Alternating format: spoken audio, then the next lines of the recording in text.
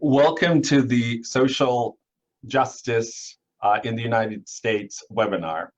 My name is Gregory Gayle. I am the Director of Recruitment Admissions in the NSU College of Psychology. Today, we have a special group of individuals to talk about this very important topic. This presentation is part of a series of webinars hosted by the College of Psychology. And today's webinar is part of a two-part series on the topic. So join me next Thursday, July the 16th, at 1 o'clock for the continuation of this discussion.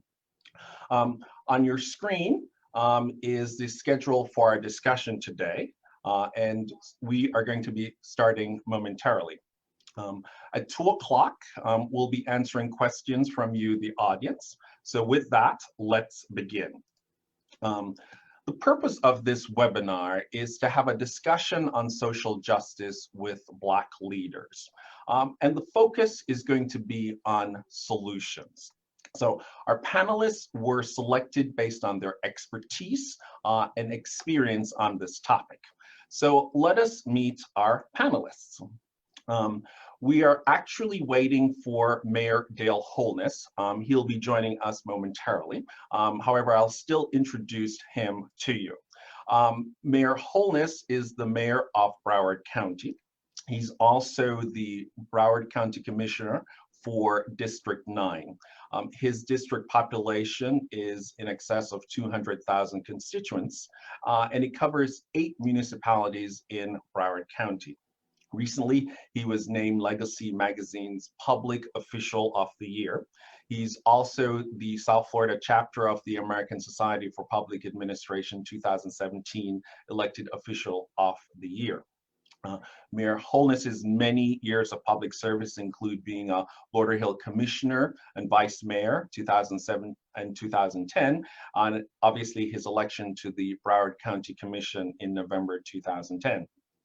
He is involved in many organizations, and a highlight of the few include being chair of the Broward Black Elected Officials, the Broward Metropolitan Planning Organization, which is a government organization involved in planning and transportation, Broward Housing Council, Broward Democratic Black Caucus, and he is an NCAA member. Our next panelist is Dr. Corey King. Dr. King is the Vice President of Enrollment Management and Student Financial Services at Bethune-Cookman University.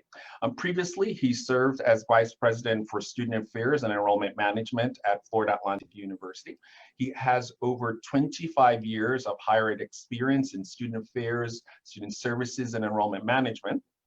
He's been recognized by regional and national student affairs organization for his work as a student affairs and enrollment management leader. As an associate graduate faculty member, he's taught graduate courses focused on student affairs leadership, contemporary issues, comparative internationalization in higher education. Dr. King received his bachelor's degree in curriculum and instruction and a master's degree in higher education administration, student affairs from Florida State University. He received his doctorate in educational administration and leadership from the Indiana University of Pennsylvania. Our next panelist is Andrew Smalley. Mr. Smalley was born in Jamaica and emigrated to the United States at the age of 8. While he grew up in Bronx, New York, he moved to the state to attend Florida Institute of Technology. After graduating, he entered the U.S. Marine Corps and eventually became a major. Following his career as a military intelligence officer, he served with the Broward Sheriff's Office for 20 years, rising to the rank of district chief in the city of Lauderdale Lakes. After leaving BSO, he was appointed as the chief of police in the city of Lauderhill from July 2011 to November 2015. He's currently an associate dean at the Broward College Institute of Public Safety. Mr. Smalley has a wide range of military and law enforcement experience, which includes military analysts, school resource officer, organized crime investigation, K-9 narcotics investigation and enforcement, and internal affairs. While at BSO, he earned a master's degree in criminal justice administration from Lynn University. He's a graduate of the 238th session of the FBI National Academy. Our next speaker is Corey Alexander Shearer. He is a son of Broward, a longtime resident of Broward County, which he proudly calls home. This Brooklyn-born child of two community-oriented parents, Corey is the son of the Right Honorable Hugh Lawson Shearer, the third Prime Minister of Jamaica. After some years in Jamaica, he attended elementary, middle, and high school in Broward. After graduating from Blanche Ely High School in Pompano Beach, Florida, he went to attend Georgetown University in Washington, D.C. He graduated as Senior of the Year. Upon graduation, he returned to South Florida, where he worked for Westinghouse Communities, Dell Technologies, the city of Tamarack, JM Family Enterprises, and the Broward County Property Appraiser's Office. He also worked for 5 years for defense contractor while helping to integrate a global satellite network with the Qualcomm line of products, and worked with the Department of Defense, DEA, and several departments of law enforcement. He's worked in community outreach for several state, local, and presidential campaigns. He's committed to his community, and he's currently an outreach lead for Gage, Florida, and is the Southeast Regional Director for the Democratic Black Caucus of Florida. He volunteers for several nonprofits, including Look Through My Eyes and Beep Baseball for the visually impaired. He wakes up every day with renewed optimism that America is the land best suited to deliver life, liberty, and the pursuit of happiness for all residents within its borders. So that's a wonderful segue to start our discussion. So with that said, I'd like to frame this conversation this way. And I actually told the panelists this just before we started. So I have been elected President of the United States, and I've decided to create a commission to end social justice in the country. So I've appointed these gentlemen to the commission. And so first, what I'd like them to do is talk about sort of the origins of social injustice, and then we're going to spend hopefully a lot of time talking about solutions. So with that said, this is not a shy group. So what I'd like them to do is just to start talking. So actually, I noticed that our mayor is in the room, so I'll go ahead and have our mayor lead us off. Mr. Mayor. Thank you very much for having me on. Let me suggest that you said to end social justice, but I think you meant social injustice. Yes, thank you. Where did this all start? Well, unfortunately, mankind hasn't always been kind to each other. We find that within this country, we can look to the issue of slavery as being one of the places where we can look at the injustice that occurred there. As I adjust my stand, and see that a great part of what we see within our system here today, as far as injustice goes, stems from that. As human beings, in order for us to treat someone else inhumanely or in an unjust way, we first have to look at them as less than and not equal, and not the same as we are. And we find ways of demeaning, categorizing people in inferior ways or in less than human ways, to then figure out how we can mistreat them. And that clearly is the point with slavery. If you thought that people who had a certain complexion were less than you, they were inferior to you, they weren't good enough, then you could mistreat them. You look at the Indians and you call them savages, and then you can murder and kill them without having much of a conscience, because they're not as good as you, they're less than you. So that's a major part of what I think got us where we are today. When I looked at how Mr. Floyd's murderer, the policeman, looked in his face, that cold, callous, showing no regard for the humanity of Mr. Floyd, tells me that unfortunately we have conditioned ourselves, or some of us have, to not have any feelings for other people. So with that, then you build a system that you can utilize to keep certain people down, to make them less than you, and in doing so, continue to perpetuate this idea that folks are inferior. They're not doing well because of them, because they are not as smart or as intelligent or as hardworking as we are. So that's why they're in that status in life. Not that the system is built in such a way that you're over-policing that community, that you're not opening doors for that community, that you're making it very difficult for that community to access opportunities.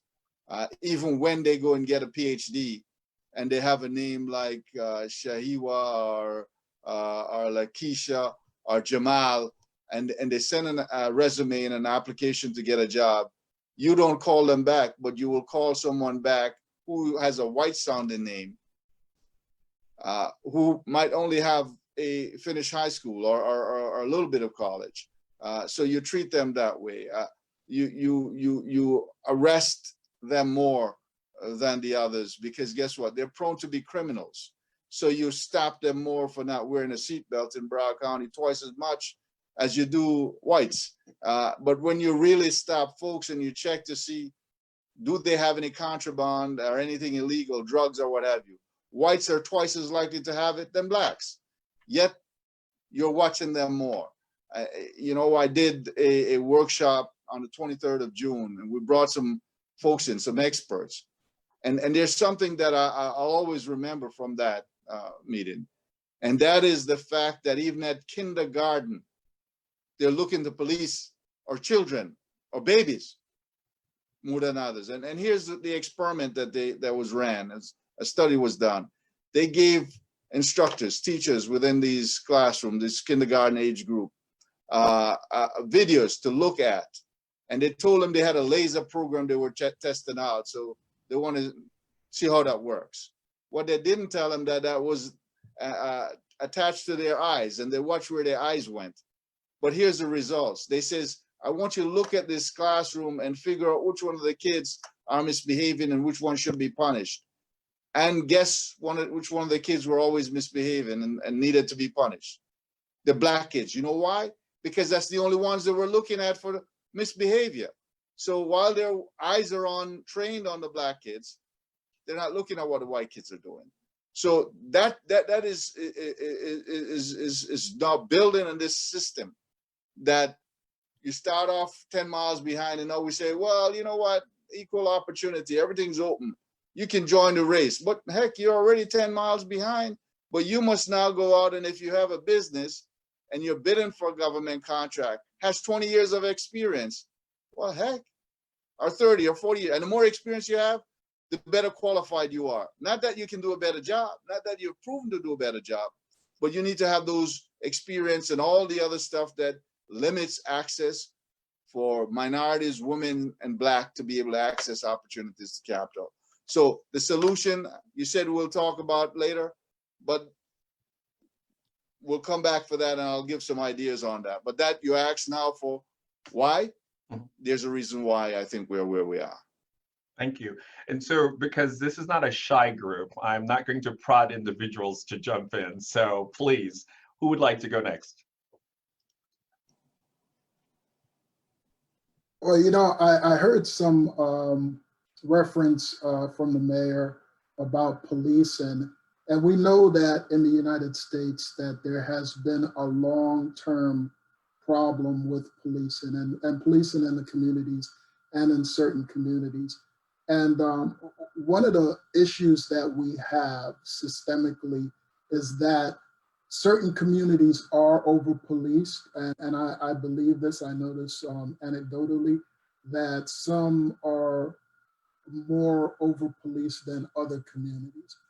And some of it has to do with that there may be more crime in that area, legitimate crime. There may also be the perception, a little bit about what the mayor talked about, and I know we have a group of psychologists here, where you have certain biases. When we hire police officers, we hire them from the community, from where we live, where we grow up. These are the same individuals that we usually find in our police departments. You might find a minority of individuals that come from out of state that don't know our particular area, but for large, most and in part, they're from our community, our South Florida area. So we are choosing our own. We're picking our own folks. When it comes to policing in those particular communities, one of the things that we definitely need to look at is, are we there legitimately, or are we there because we have certain biases? One of the big movements that we have now is defunding the police. And when we talk about defunding the police, it's not taking the money away from the police department so there is no policing at all. I think we're going to have policing. Wherever we go, we see that in certain areas now where policing has, taken part in maybe sick outs or because of the circumstances since George Floyd, they're not as proactive. We've seen an increase in crime in some of those areas. And look at Chicago over, Chicago's always had problems, but over the July 4th weekend, there's been a lot of shootings in Chicago. And I think some of that has to do with what is going on in our nation at large with policing and their trust in the community. Atlanta is another example of that. So when we talk about the history, we know the history and we know how we got here. How do we go forward by still establishing the police, making sure that we control the aspect of policing that we want to see in our communities, which is where I think Black Lives Matter and some of these other organizations are looking to have input from the community on how they see their police working in their particular communities. And I think that's a really good conversation. Me as a leader, I'm currently a candidate for sheriff of Broward County, and I want to see those conversations take place. When I was in Lauderdale, that was something that I promulgated by going into the community and asking them, of course, you're going to have certain areas where there is violence and major violence that has to be addressed. But by and large, the community is looking for policing where they are police just like everybody else. Not over policed, not stopped, arbitrarily, and not arrested arbitrarily. And I think that is the issue that we really need to get to. How do we have effective policing without over policing? Okay. So if does anyone else have any comments? Because what I like to do is like pivot now to what I would call the promised land. So let's talk Greg, about. could I just add one thing? Sure. Here, Greg, I think that one of the things that we live in a democracy, and what we're seeing is there are times when we're all victimized, right, by almost the tyranny of the majority, right? Mm-hmm. It's what the majority wants, what makes them comfortable with their pursuit of life, liberty, and the pursuit of happiness. And sometimes it's what the minority is willing to accept. And some of us would say that Declaration of Independence, the movement in this country from the founding fathers and the time it was founded to escaping tyranny, escaping the kind of financial issues that they had there as far as, loans being given to them and then land being taken little by little. So it was economic freedom they were searching for, but then also religious freedom as well. But they left out certain people, right? They came here, the Native Americans definitely suffered, right? As the majority of people moved into an area and became the majority in that area, they subjected them to amazing, atrocious cruelty. This country was founded on slaves. So I'd say from the founding of this country and even Declaration of Independence and the actual independence of America, we didn't really start until around 1863 with the Emancipation Proclamation and 1865 with the 13th Amendment. And I think it's amazing then when you look at what we transitioned from a slave society to Blacks on payroll, right? Basically on QuickBooks from back there, on pennies on the dollar, and having the same kind of tyranny by the majority on the minority. Native Americans still at that point hadn't really seen any kind of gains. And then you think about 100 years later, in the 1960s, we kind of see a lot of social upheaval and finally a correction to again try to correct and become a little closer to true American ideals and listening to the minorities. But again, most minorities, if you look at Dr. King, he wasn't well liked in the Black community. Most of the people in the civil rights, they were kids involved. And some of the churches didn't want Dr. King. They didn't want any of this. They were willing to accept the tyranny of the majority. And then when you look at what's happening now with George Floyd, Breonna Taylor, I mean, we're all those. I know growing up, I was subjected to that growing up. And a lot of times, sometimes we just took it. It was okay. If a cop took me out of a car and searched my car, you kind of put up with it. You're just glad that nothing happened that got you in trouble with your kids. But we're no longer willing to accept that. So it's really what the minority is willing to accept and overcoming the tyranny of the majority. And that's really what we're moving away from, is that tyranny of the majority, and closer to an America that really allows minorities to live the American dream in all aspects of life. So if I could just pivot. So let's talk about the promised land. And I have really some broad areas. And what I'd love for us to do is talk about, we know where we are now and what will the promised land look like. So let's talk about education. Let's talk about law enforcement and the judicial system. Talk about income inequality.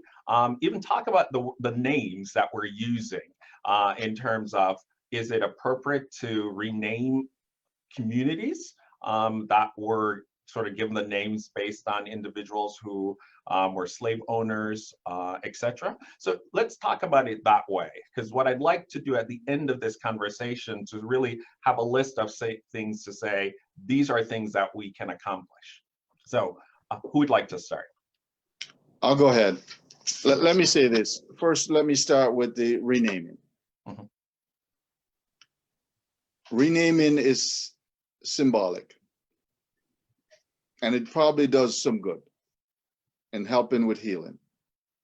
It doesn't change the system, however, which is where the real problem is.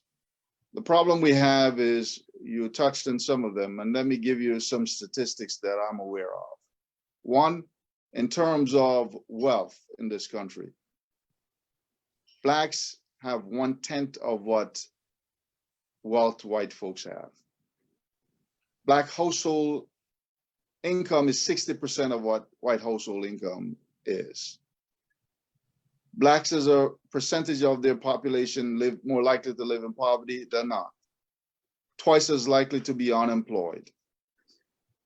If we look at the criminal justice system, I mentioned one statistic already, that in Broward County, I'm twice as likely to be stopped when I'm wearing a seatbelt if I'm Black than I'm white. According to Children's Service Council, 74% of the children that are arrested in Broward County are Black kids. When we look also at the fact that Blacks only make up about 16% of the population in the state of Florida, yet 50% of the people in prison. So you look at educational attainment and it's lags in the Black community. And I'll say this to you, that a lot of this goes to the system that's built, but a big part, and I think one of the first things that I'd work on, that I've been working on, is the money. Because guess what? If you have enough money, you can fight the system, because we live in a capitalist society. You can go ahead and put a campaign up to put the sheriff that you want in office, to make the policies that you want, which is what's being done. Those with capital put people in office that they want in office. Yes, we can vote and we should vote, and that's a part of it, to counter the money. So for me, here's where I think we need, you said the promised land, but I think we got to talk about the journey to the promised land. Okay. I can tell the promised land should be where we all are treated equal, and that we have equity, and that we earn the same amount of money, and that we don't have the injustice that we have, that we've been locked up and over policed. The journey is the important part that I think we need to look at. How do we get there? How do we get to that promised land? So, Dr. King. So my, yeah. Sorry, Mr. Mayor. Continue, Mr. Mayor, I'm sorry. So my hope for us to get to the promised land is this, and is to plan a strategy that we are strategic. One is to work to end the systemic racism that exists. So here's one of the proposals that I have currently that working on with the county attorneys and the county administration office, voted on by my colleagues because I brought it for us to put together a racial equity task force. What will this task force do? It'll look at where we are and bring forth solutions and plans and work towards implementing it to get us where we need to go. Who would be on this? It would be the folks who are often victimized by the system. But beyond that, because the victims can't solve the problem by themselves. We can talk as much as we want to talk, but if we don't include and have the other side of this, those in power, those who maintain the structure and the system at the table, working to bring the solutions. So the bankers need to be there because they don't lend the way they should. The large business corporations should be there because they need to hire and use Black companies for their services and their procurement. The governments need to be there, which is the city, the county, the educational system, the school board, the colleges, the universities. So I'm wanting them to be at the table. The social service entities, the NAACP, the Urban League, Children's Service Council, and all these other, the religious institutions, the media. It's taking the whole community and putting them together. The criminal justice side of the house need to be there, of course. The police inside, the judges, the whole system need to be at the table, and we identify. We know many of the problems that exist, and then we say, here's how we fix this, okay? And here's a timeline in which to fix it, and here's the resources that needs to be put in place to fix it. Because we can talk, we can march, we can protest, but unless we change the system, it's not going to happen, right? I give you an incident here in Broward County. Since I got here in 2010. When I got here, 10% of the procurement that we did went to small business, minority, and women-owned business because we're race and gender neutral. The big boys sued us when we had a preference program and says you can't do it because you don't have enough facts and data to prove that you can do that, that something's wrong is being done. So we have this race and gender neutral procurement process that we should change, because in order to change the damage that's there, you need to have a remedy that go back and look at how you bring more resources to those communities. Nonetheless, without that, I figure, well, I can't wait for the study to come back again another time around when we're collecting the data to see who's Black, who's white, or all the contracts are being done. So I've been forceful in changing the system, which is to break contracts into smaller pieces, to recruit more small firms, minority, women-owned firms, to stand up and fight for them, to break the requirements down that stop them from being able to procure goods and services. So today we are 39% from 10.25%. When I got here at first, the colleagues that I had then, most of them are not here anymore, only one is still here. They resisted that. Today, because of persistency, that has changed. We now have others on the board who are looking to do this. However, we have a contract that we let for our RFP that went out for cleaning the airport garage. And what we put in there is that you must have airport cleaning experience. I fought against it at the onset when I realized it wasn't it, weren't able to pull it out. So guess what happened to the small businesses, the 4 Black contractors that bid, they weren't qualified. Now to clean a garage, even though it's at the airport, why do you need to have garage airport cleaning experience? You shouldn't have to have that. If you have any experience at all, you should be able to qualify. So that's coming back, but here's the deal. It came back at the recommendation of our Office of Small Business and Economic Development for it to go back out to bid. We lost the vote 4-4.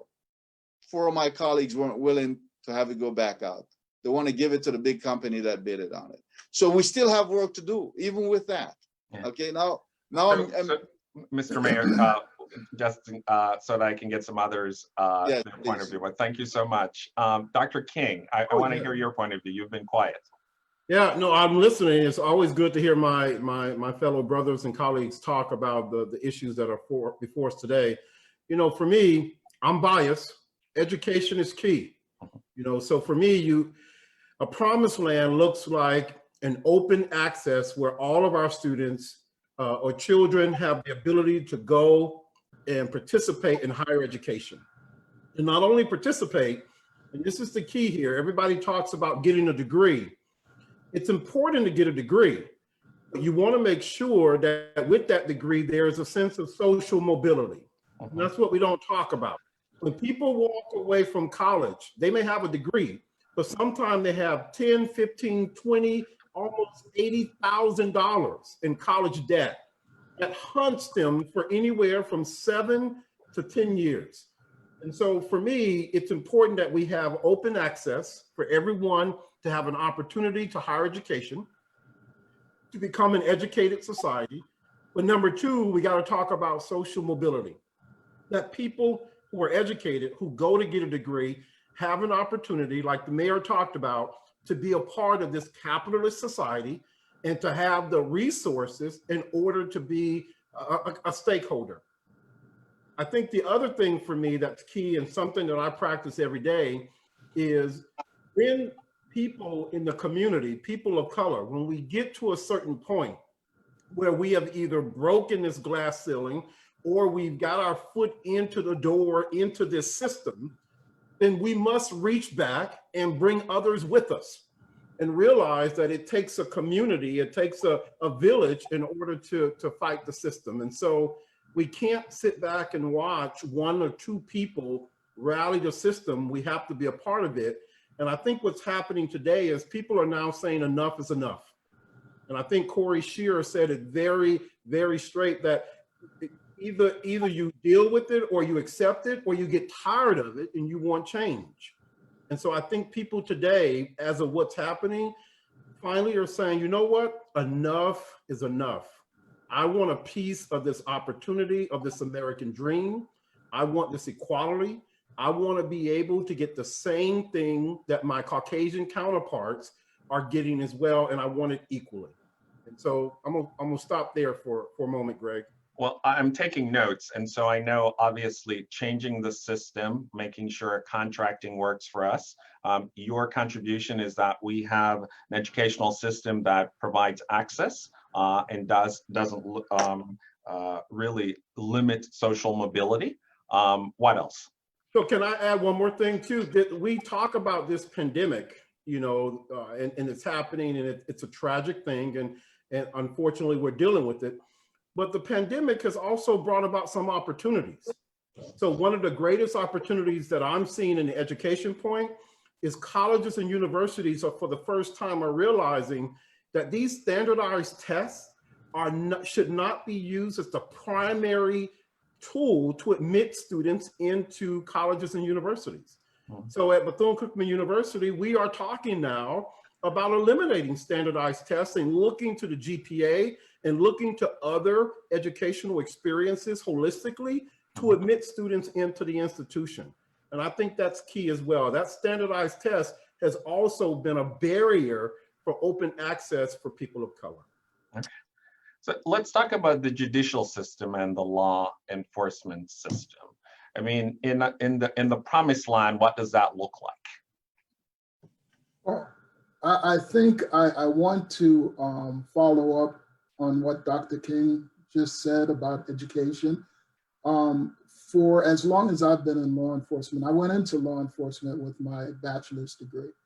And that was only because I needed that to go into the military to become an officer.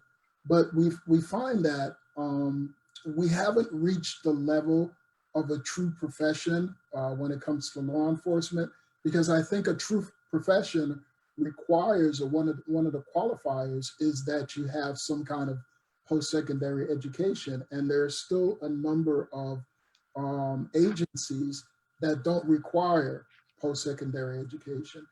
So to what Dr. King said, I think not only does that give you that that stability or that movement to go into a profession, but it also gives you, I think, an emotional intelligence level that is probably necessary when you go into a field like law enforcement, because we expect our police officers and deputy sheriffs to make critical decisions, life and death decisions, and to be able to be emotionally intelligent. One of the most difficult things I find in law enforcement with our officers is their ability to respond to one call that might be a high level, high anxiety call, and then to bring themselves down and to be able to talk to somebody on a call that may not be as high level and as high anxiety. And you do that a number of times during a shift, and it wears on you. You know, one of the things that I was looking, I enjoying this, and I look forward to coming to this forum because, you know, we're talking to psychologists, and I think it's important that we look at our officers and our deputies, and we do assessments of them, psychological assessments of them, you know, from time to time.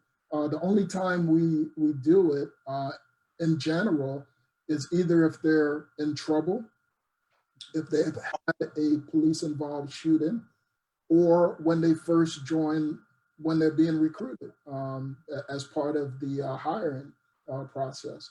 So I think that's something that when we look at the promised land, that is probably something that's more necessary than not, especially with our law enforcement officers. I think education is a big part, emotional intelligence is a big part, and I also think that you know, the psychological assessment, both at the beginning and during the careers of these officers and deputies, is important. Assistant Dean Smalley, can I ask you this? Because one of the things is that the actual hiring process itself is, what have you found as far as you know, community review boards in your, you know, work is and trying to deal with some of these issues? Yes, Corey, when we talk about these review boards, definitely input from the community is necessary. As far as the disciplinary process, we still are under the guidelines of each individual contract when it comes to disciplining officers. But I do believe that community engagement and community participation in some of these cases that we're seeing, for instance, you know, the recent Black Lives Matter protest that we had in Fort Lauderdale. With what happened there, I think it would be good to have some community participation in talking about what happened, what could have been done better. You know, maybe. Can I ask you, is there a way of strengthening those community review boards? Where do you think it is right now as far as, you know, the existence of that? Does it need to be stronger? Are there ways of strengthening, adding more teeth and more strength to that? Yes, I do. I don't think they're strong enough as it is. I think they're just participatory, but they don't really give guidance that can make some changes in the police department. And I think that's what's necessary. Not necessarily because I think you're going to have a difficulty with these civilian review boards given discipline, because I know the police unions are going to be up in arms with that. But I think as far as engagement, changing policies, changing guidelines in the police departments, I think that that's important that the community is engaged in that. So Andrew, doesn't it beg the question if our police unions are too powerful? Mm. Absolutely, they are. Well, you know, they didn't get there by themselves. You know, I mean, this is something that our legislators, the folks that we vote into office, allow this. You know, because these police unions are some of the biggest lobbyists. They give the most money to our elected officials. They're always up in Tallahassee. You know, if anything, they've got an ear to the governor. I mean, look at the you know, the last couple of sheriffs that we went through. These individuals had a part in removing these sheriffs and placing individuals in the police unions. So yeah, our elected officials are the reason why they've become so powerful. At one point, we were very big in the country on community policing, and so what has happened to that concept? And are we still practicing that in terms of law enforcement? You know, community policing has become a byword with a lot of folks. You know, they just didn't throw it out there. Why so? What do you think? Well, to me, community policing is something every officer and deputy should be doing in the first place.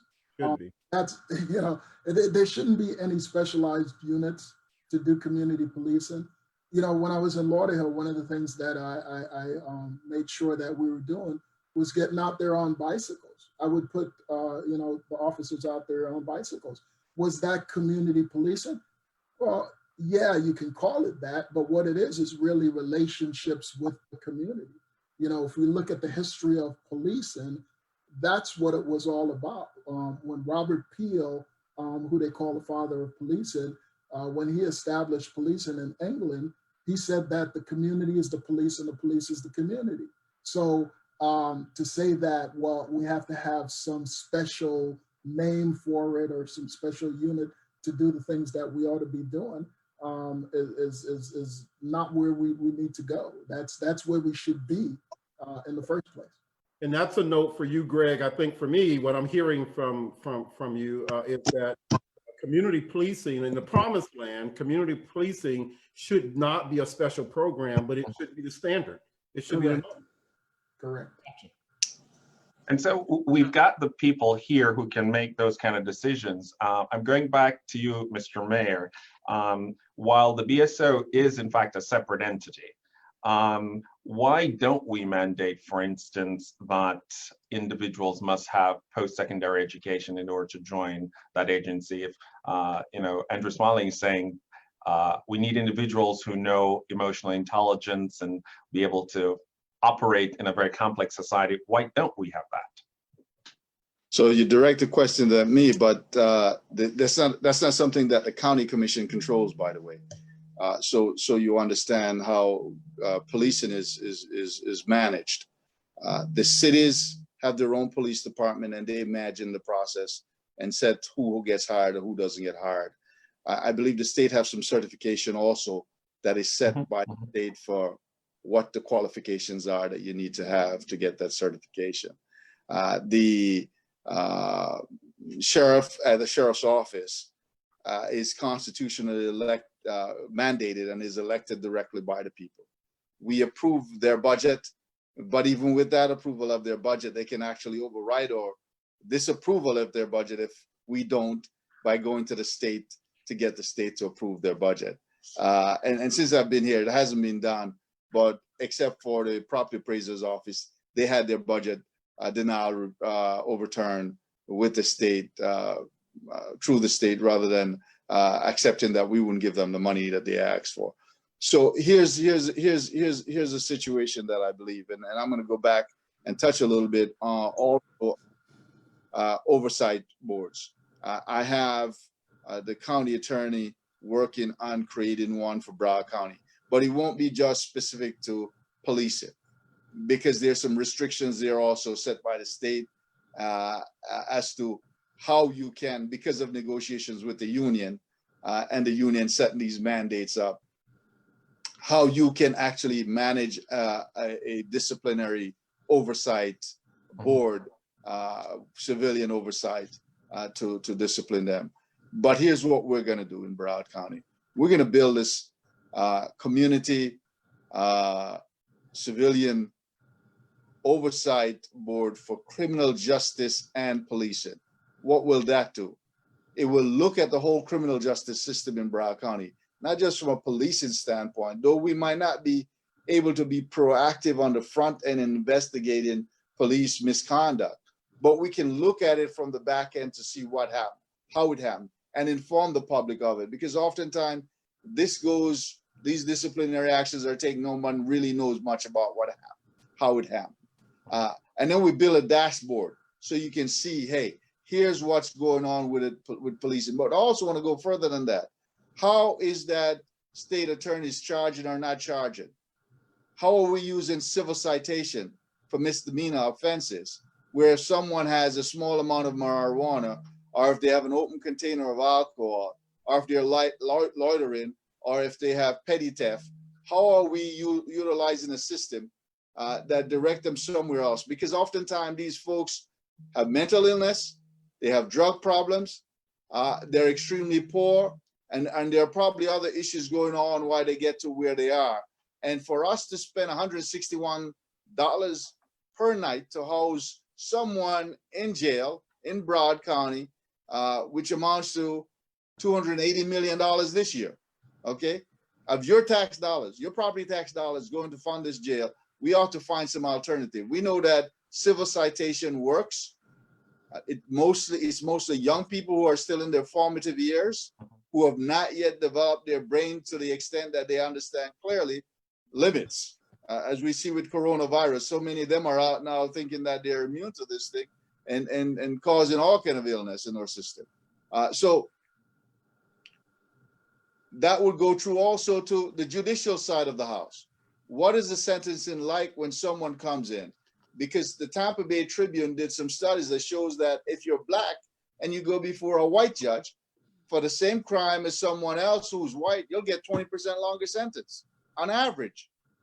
That has to change. So we have to be looking at all of these areas to really bring about the reform to where we can truly say that all men are created equal and there's equal justice for all people. Correct. That's where we need to go in the promised land. So I'm going to go to Corey Scherer now. So Corey, when I was talking to him about appearing on this panel, told me about a story when he was walking with his friends in Washington, D.C. And was arrested. Yeah, actually, it was here, Greg. It was here. Okay. Springs, yeah.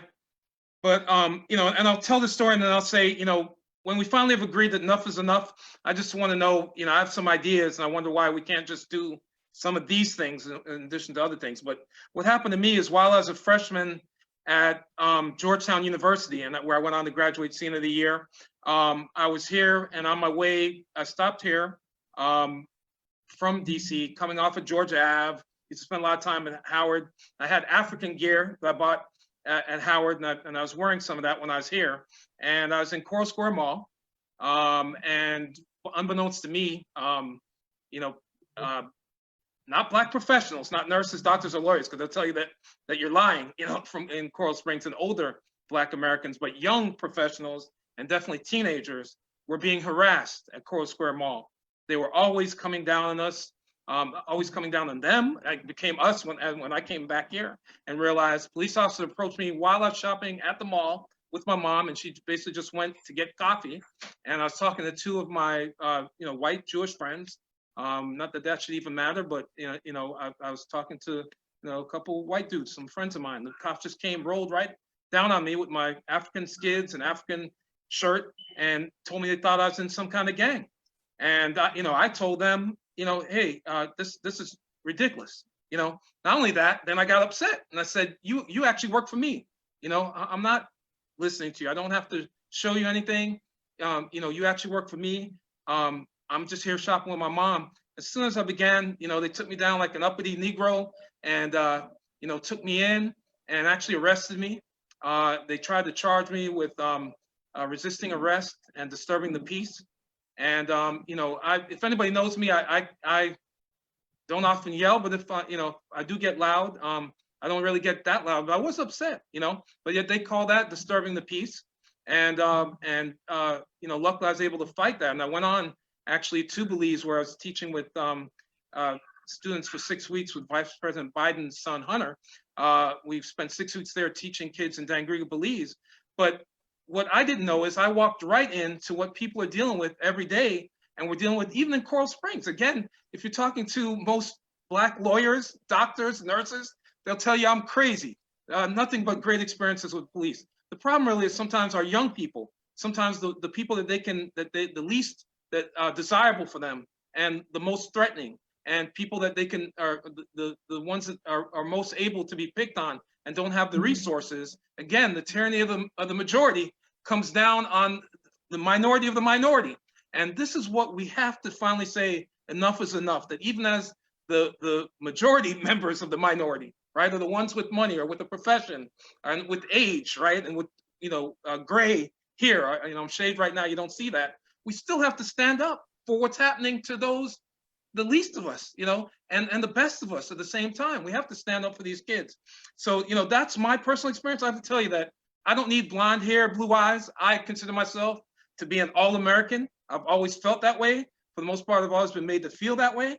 But again, when cops, you know, look at you when you have a nice car and ask you, is that your car, you know? Or, you know, when they're pulling you out of your car as a kid, and I got pulled out so many times, all my friends, and because our parents, and I have Jamaican parents, they will whoop you. And I was just glad we never found out, you know, we just put up with it because, hey, at least they didn't call our parents. But they were pulling us over if we turned a little awkwardly, or if there were too many of us in a car. I had people who were, you know, canvassing and doing GOTV, and they stopped in front of a house for a while to tally their numbers. And all of a sudden, cops are rolling down on them, you know, pulling them out of the car, you know, stripping, you know, searching their car, tossing everything, and then arresting them for one little marijuana thing they found, and a pill bottle with multiple pills in it. All of a sudden, everybody's getting arrested. Everybody's going to have a bad day. That doesn't happen to white kids. You know, it doesn't happen most of the time to older adults. So Kurt, if I could just interrupt for 1 second, because one of my jobs is to keep us on time. And so you've identified some really specific experiences. So again, you're the architect, create the promised land. Okay, well, that's where, let me pivot to that. So my thing is effective public policy, right? What would be wrong with having public and private partnerships along with community embedded in the police department? Increase counseling and emotional support for officers regarding professional as well as personal issues. You know, top to bottom community policing, like Andrew Smalley mentioned. What would be wrong with that? Including 2 hours of paid time off a week for all employees in the police department, down to the janitorial custodial staff, for organized interaction with the public and especially youth. Focus on public safety, not just militarization of the police, which is what we're seeing, and aggressive training, aggressive tactics that we've seen continuously up to this day. Nonviolent situational simulations and de-escalation training, as well as situational training on violent encounters for current officers and cadets. The civilian review, as we talked about, as well as automatic command review of body cameras, post-shooting and post-confrontations with violence. Increase funding for virtual citizen academies in each county. We have a great one here. Broward Sheriff's Office is an academy run by Cheryl Vara. I think there should be more of that, and more people should experience that. You know, it's called strong leadership, and living free in the real world, you know, requires more than just a rah-rah, you know, USA, USA, which I see some people want to do. We actually need to make some of these changes, and they have to be done immediately across the board. So I do want to move away from law enforcement and judicial right now and just talk about some other areas of social injustice. Let's talk about income inequality. and talking about, you know, one of the disadvantages of people of color in this country is we don't benefit from the generational transfer of wealth, right? So let's talk about wealth creation. Let's talk about opportunities. So who would like to lead that discussion? I'd like to start I'll there. go ahead because I'm going to have to get off Okay, and get Mr. on Mayor. another call Okay. in at 2 o'clock.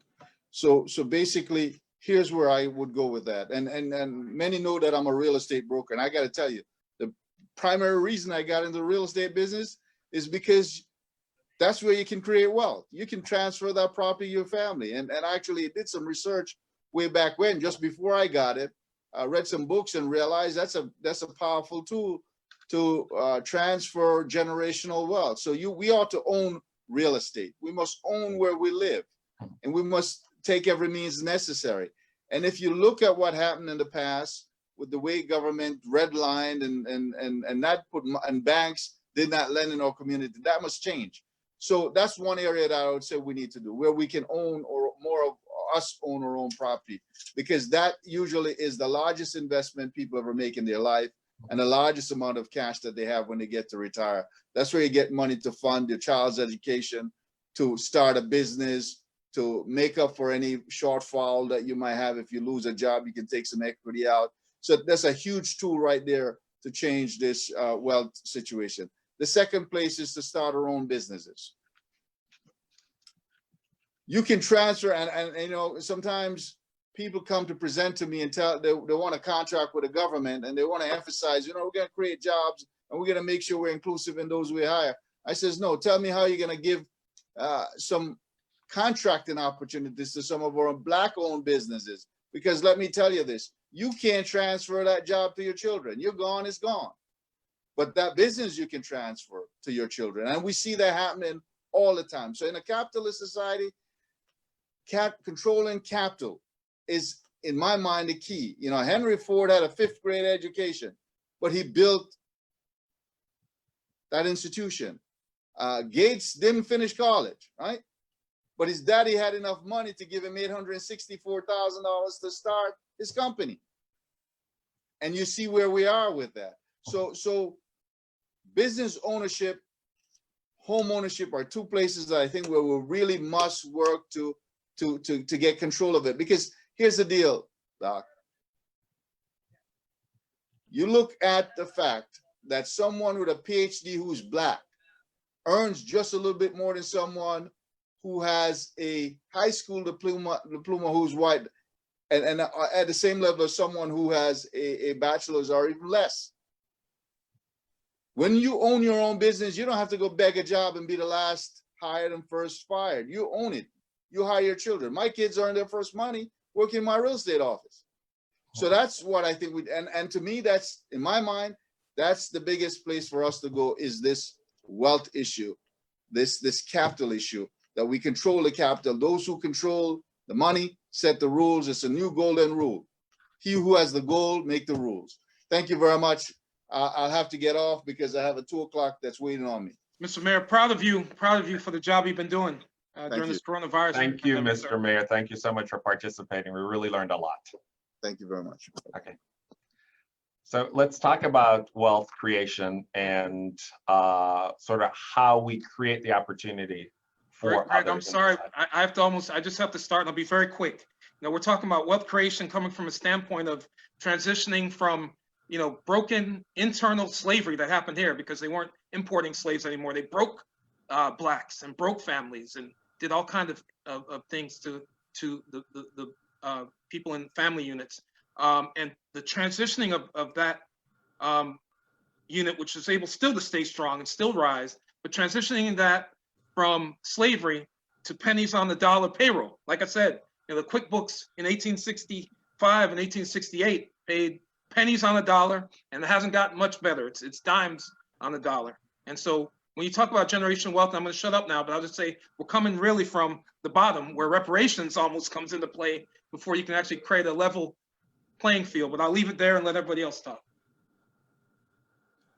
I'd like to put it real quick. I think life insurance is part of that. I think we need to educate our communities, especially our minority communities, on getting, it doesn't have to be $1 million policy, but some kind of life insurance, which would go towards, our next of kin. I think that's important as well. Yeah, I will add to that too, Greg. Going back, we talked about social mobility, vertical mobility, upward mobility. People think that when you go to college and you get a degree, you're going to land a better job and get more money. What they don't realize is many people of color, have to get subsidized federal loans and other type of finances in order to get that degree.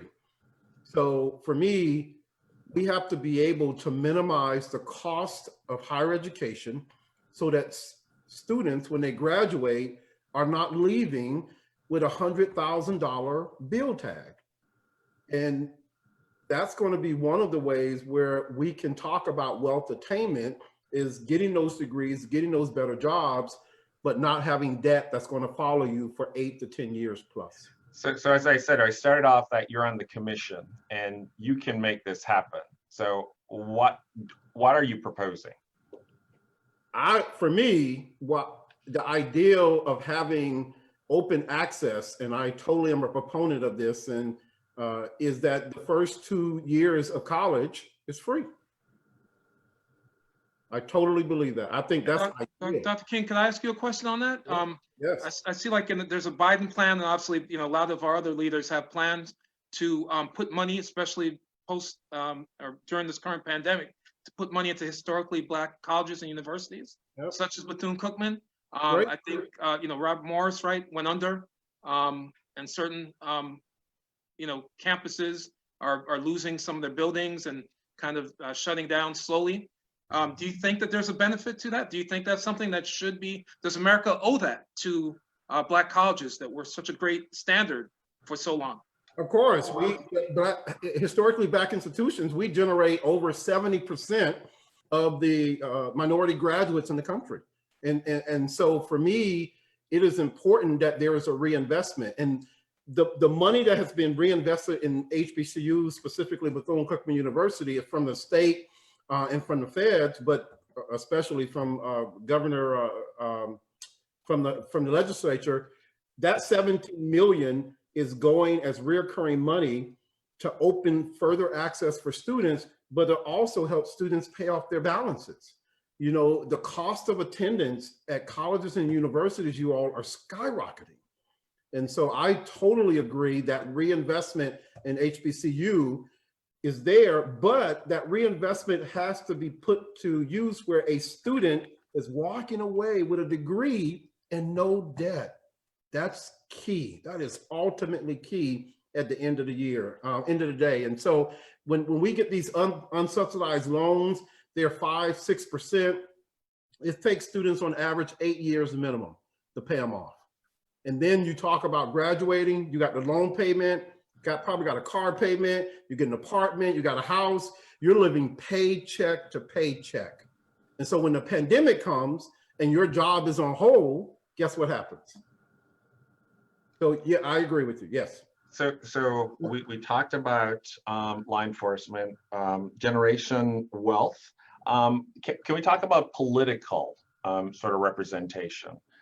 Because Corey, you talked about the fact that we really need to have, change who we are, not who we are, but who represents us, or who we, and what we accept from them. Exactly. As well. Yeah. So talk about that. Are we there? Are we there? Yeah. Again, I hate to be, one that starts off, but I got to start off from where, this all started. So again, we're talking pennies on a dollar. We're talking about, 3/5, human, 3/5 of our existence, in the political process. I mean, so again, we've come a long way, baby. We've come a long way. That's why we should continue to be proud.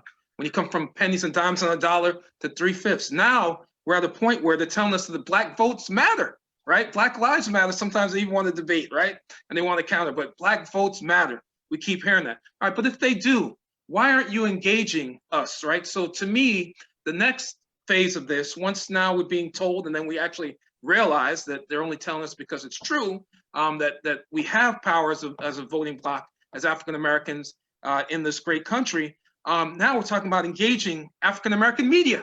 What are we doing to engage media? Why aren't they being included from the beginning in the process of all these different candidates and all these different political action committees and campaign committees? Why aren't they included from the beginning? Why aren't they included even the month before the election? Why do they come for them late? And why do they come with so much little money? Now then we have to start saying, okay, I'm upset not only about what's happening to me as far as police brutality, but I'm upset about what they're doing to my brothers in the media. I'm upset about the lack of money going to our universities. I'm upset about what is really happening to us in the political process and how we're being sometimes used in not a good way, right? And then not being engaged and not enjoying in what really is a seasonal amount of attention to issues, but as well as money, right? We donate money, whether in small donations or large, but yet we never see that go to Black political campaign managers. We never see that go to Black companies in the arena, and we definitely never see it go to Black media. And then we're also not engaged. Our brains aren't being used, because money is not everything, right? But our brains aren't being utilized in this political process. We've got to start saying enough is enough, that we're not going to take that anymore, and we're going to force you, or we're going to go a different direction. So again, can I just say something, please? Sure. From the aspect of a political candidate running for office, I'm running for sheriff, and everything that Corey has just said is absolutely true. We have to fix our system. Running for political office, it's all about money.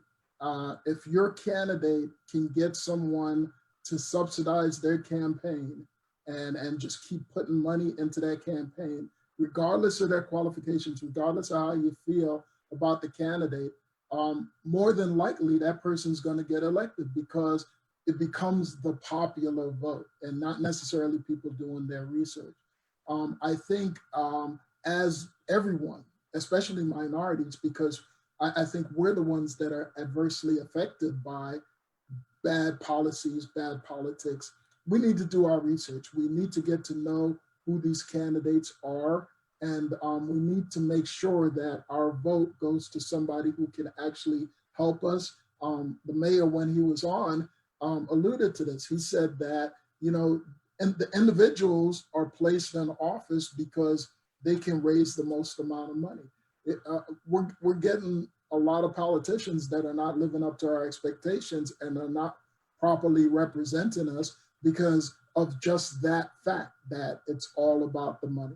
So if anything that needs to change in our political process, and there's a lot that has to be changed, is that, these big donors who can control these candidates, when they get into office, they do their bidding.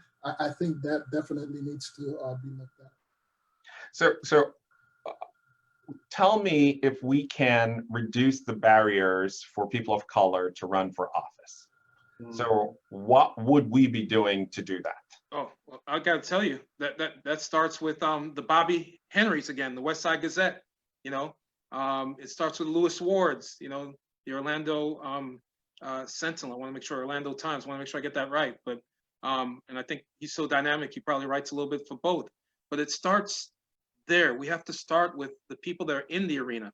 So it's the media, it's consultants. When I look at like a Percy Johnson, who's a fountain of knowledge in Broward County, right? So you got the Bobby Henrys not getting their due, and Lewis Wards. You have Percy Johnsons, and I'll even mention like the Terry Scotts, or different people who work in this arena. A lot of times they don't get their due. No matter how much they get, it's never equal to how much they put in by far, and doesn't accurately reflect how amazing some of these individuals are. Percy Johnson, to me, is a fountain of knowledge. So just in Broward County, we've got to really turn this wheel and break this wheel of us not getting our due as political minds, as media savvy, amazing writers, as people like Andrew Smalley, who works in the academic arena, but then translates that directly to the ground, into police departments and things on the ground. we are deserving of more, and we have to request more before we can come up in this political process. So I'm going to press you because, again, you're on the commission and you have to make a recommendation. What's your recommendation? Yeah, similar to quotas. Nobody wants to talk about that, and minority set-asides. I'm sorry, but there have to be minority set-asides that are written in to these political silos, right? That are political industries. It's time for Black media to get, if we're 30% of the vote in some areas and we're even 80%, that needs to be reflected in what's set aside for our institutions and our individuals from our community, really regardless of color, as long as they're working within our institutions, our media institutions, educational institutions, our churches. Let's not forget churches, mosques, and synagogues are part of this. And I guarantee you that everybody wants to talk to a Black politician right now, Black political, but they still don't want to talk to the Kareem Abdul-Jabbars.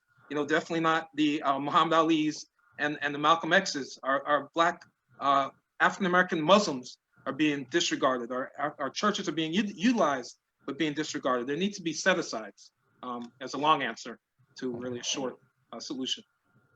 Anyone else? Wonderful, wonderful. So let's talk more about sort of engagement. Social injustice perpetuates when we basically do nothing or we are okay with it. How, again, you're part of the Presidential Commission.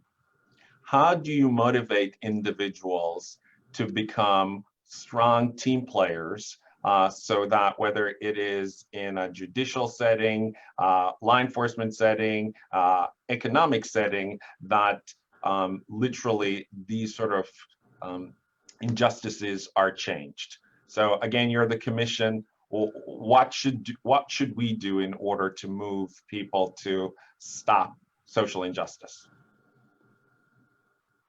Well, I think there has to be accountability, right? That's the big word, I think, for all that we're talking about, especially for me in law enforcement. I go back to the basics of policing in the community. If your police is not doing what they're expected to do, what you expect them to do as part of that community, then we need to remove either the head of that agency, those particular officers, if there's a problem with those officers. I think we need to really get to the point where, we talked about police unions, where police unions don't have that type of power where they can shield a bad officer or a bad deputy. A lot of that is legislation. We have to get to that point where we're not so dependent on police unions to do our bidding in Tallahassee, to be lobbyists and things like that. So I think for me, that's where the rubber meets the road, accountability. I think this is what's happening now with a lot of police chiefs. You'll notice that there are a number of police chiefs that are leaving now, that are being asked to leave. Just today, I got a news alert that the Fort Lauderdale police chief was asked to resign, which he did. And I think that comes from the community saying, just what Corey keeps saying, enough is enough. We need to go a different route, and accountability is the big way we do it, accountability and transparency. Okay. Dr. King?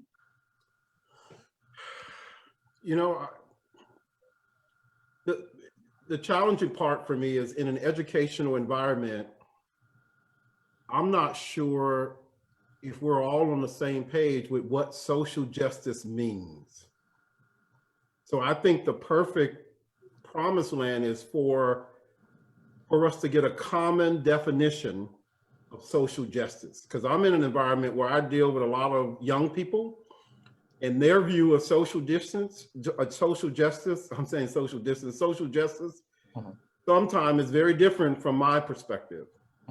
And so I think that there has to be some cross-generational conversation on what social justice is, to get to some common points that we all can align and agree on, and then we can move forward with some solutions, as I can say. So from this commission, I would say my recommendation is there is a task force or a group that comes together that's cross-generational, that will define social justice for us as we develop a plan. So are you saying that someone of your learned background would have a different opinion than someone who just graduated from high school? Yes, sir. That's exactly what I'm saying, as compared to someone who's retired. Okay. Had 40, 50 years of experience, you know. So I think that, yes. That's such a great point. I mean, social justice is important to the 1 day old all the way up to the 100-year-old, and the different perspectives and different needs there. Exactly. Ideas of what it is. Wow. So it's not 2:15, and we've had a series of questions that I would just like to address going forward. So many of them deal with law enforcement. And so I'm looking at Andrew Smalley to talk about some of these de-escalation techniques as part of training, as well as making sure we have training, obviously studies. So you talked about emotional intelligence and training and making sure that we hire the right people. Put that into policy. Again, your commissioner, it's going to be written into law, and whether it's on the state level or congressional level, it's going to be passed. So what are your proposals? All right. Well, I think education, at least a 2-year degree, or experience in some manner that would equate to that. Mm-hmm. I also think we need to update our psychological exams. There are certain processes that we have in place to hire police officers that I think are antiquated. So we need to look at that. I wouldn't, come up with that on my own. I'd like to have some input. I'd like scholars like yourselves, people from the community, to say what they would require, what they would expect their law enforcement officers to look like.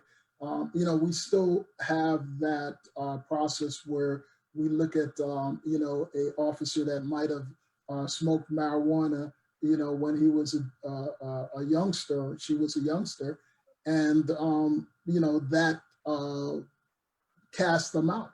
They can't go, they can't be an officer because of that type of minor infraction, or they may have shoplifted when they were younger, something like that. So we need to come up with better processes as far as our hiring. The psychological processes that we go through with our officers while they are employed, because I know law enforcement, and I think some of the viewers I've been watching the chat are former law enforcement, and they say the same thing, that there, it's an emotional roller coaster being out there on the streets, and we need some kind of process. I think Corey had talked about that, where we are reviewing our officers, in a timely manner, from maybe annually, whatever way we come up with doing it, to assess our officers psychologically and make sure that we're okay, not just for the job, but also privately in our family lives and things like that, because that also impacts the job. So also, I think we really need to talk about demilitarization of the police force, because one of the things that we've done, and this kind of came from the Clinton era, when we were getting a lot of money from the federal government to buy these armored vehicles and assault weapons and things like that. We really need to take a look at how we can roll that back and get those types of things off the street, because I don't think they help with that community interaction, that partnership that we're looking for. I think that's more of a detriment than anything. So those are some of the things that I would look for. Associate Dean Smalley, can I That's interrupt what- just 1 second and Sure. ask you, also we don't want the police department to be monolithic, right? So we're not looking for the perfect No. police officer or Right. somebody that works in the police department. But I think we can agree that there have to be some infractions and so forth that disqualify you, from being a police officer. You can't, be a former gangster and be the best gangster and then say, well, man, I really know the system and I'll really make a great sheriff or something like that, a great Absolutely. police officer. But also, I like the idea that you said there has to be some equivalency, because a lot of us know people who were born to be police officers, but maybe barely made it through high school, right? And definitely didn't make it on to post graduate and even to even community college and so forth.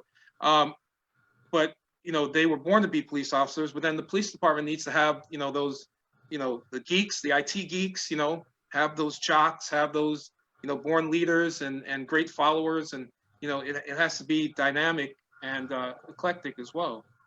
Well, Corey, strike that balance. I remember when I started in police world back in the 90s, late 80s, early 90s. And,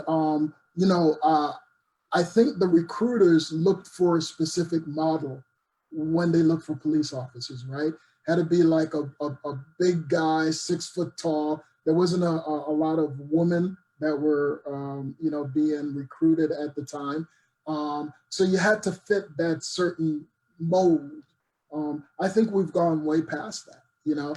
Now we've got women chiefs of police. We've got, and they've said that, having a gender, a mix of genders on the police department really helps. And not just genders. You can have, a mix of everything. Religion is important. Sexual connotations, sexual preferences. So all of that goes into a good community of police officers. Well, thank you. I do have a few more questions I want to ask based from the audience. Let's talk about reparations. Is that an answer to income inequality or wealth inequality in the United States? I'll handle some of that if you want, because I've been looking at this issue and speaking Sure. to some people. I think that you have to potentially, you don't have to start there, but some point you have to get back there, with reparations, because again, you're talking pennies and then dimes on a dollar, and you're talking about systems that tried to break, those same, doctors, lawyers, workers, African Americans of all cadres, if you will. So at some point, it doesn't have to start with that, but at some point you have to reach back and look at reparations to even the playing field, and then allow for investment and generation wealth to happen through real estate and so forth. Anyone else? Let's talk about college affordability, because we've had several questions concerning that. The recommendation from the commission would be to make the first 2 years of college free. And who would pay for that? Let me ask that question. Well, for me, the cost of college is really tied to, and I'm just being transparent, to bricks and mortars. I mean, we're paying for the utility, we're paying mortgage, we're paying for the stadium, so if you get all of it out and really just talk about, like, for example, this pandemic has caused us to go online. You can't, but let me see how I say it. You would only imagine how the utility costs and other related bricks and mortars have gone down tremendously and have impacted our bottom line. So while I talk about free college for 2 years, the question for me would be, how would we provide that in a modality, an educational modality that is that's open and people have access to? So online learning. People thought that online learning is something that, I can't really do that. I got to be face to face. Well, what did the virus do? I mean, whether you don't have a choice anymore. We're not face-to-face. You got to go online. So I think when I say free 2 years, there are opportunities where I think we can have cost efficiencies where you don't have all of those excess costs with providing that online learning for students. So I don't know if it's who pays for it more than how can we provide it at the most economical approach. Okay, thank you. Paying for it still is, aren't those the parents, right? Isn't that the simple? The parents pay for it. Yeah, that's the simple, right? I'm feeling that. So the parents pay for it, and students. I'm gonna tell you, you know, some of the feedback that we've been receiving in terms of the cost of attendance. If the federal government and the state governments did not provide relief funding, and they're doing that for higher education, the cost to go to college this fall would almost double, because the resources it's now taking for social distancing and for masks and deep cleaning, it is causing the bottom line to double and in some cases triple. Let's talk about, as the mayor talked about, set-asides or changing contracts so that we can have small business, minority businesses actually win contracts. Would that be a recommendation from the commission? Need Mayor Holness right now. I mean, is that a good thing? Let me just ask that question. Is that a good thing that when a city or municipality decides to have a RFP for an construction, that we have to have set-asides for individuals who may not have had the opportunity to participate in the past? Is that a good thing? Well, from a law enforcement perspective, I can tell you that anything that gets people jobs is a good thing. You know, statistics shows if you are engaged in some lawful activity, working, you know, making a way for yourself and for your family, the likelihood of you being involved in criminal activity, especially we're talking about petty criminal activity, organized crime, but that goes down, and we see that time and time again. That's the reason why I think we're having issues, especially in our minority communities, is because people don't have jobs. They're not being afforded the opportunities to get jobs. You know, one of the things that I did when I was in Lauderhill was I got with one of the football players for the Dolphins, Dwight Stevenson, and he has a contracting company, and he is very receptive to having individuals that, you know, from the minority community that may have had run-ins with the law or whatever and wouldn't normally get hired. He would give those individuals jobs. A company like that, I think, should be given the benefit of the doubt when it comes to contracts, you know, in cities and things like that, to be at the table to participate, because it's a circular thing. I mean, if we have jobs for those individuals in those communities, they are less likely to commit crime. So if you became sheriff, is that something you would do? I want to become sheriff, and yes, that's something that I want to do, yes. So I go to you, Dr. King. So if you control the purse strings, is that something you would do? Yes. So that would be a recommendation from this committee, that commission, that we would put set-asides in. It's okay. There are other questions concerning, and I'm very much interested in making sure we end on time, but there are also questions concerning, you know, should, for instance, our police officers live in the community that they serve? Is that a recommendation from the committee or the commission? I like the idea. But in reality, it may not work, because let's say you work in a lower income community. You know, these officers may have come from that community and they have grown up in that community, But just like everyone else, they want to better themselves and they want better opportunities for their families. So in some places it may work. If you live in an upscale community and you happen to police in an upscale community, it may work there. But what I believe in is that you come from that community.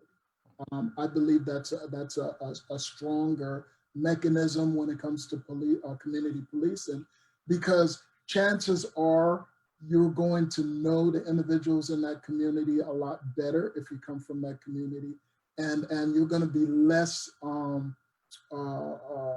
likely to use force, use excessive force, things like that with people you know, unless it's absolutely necessary.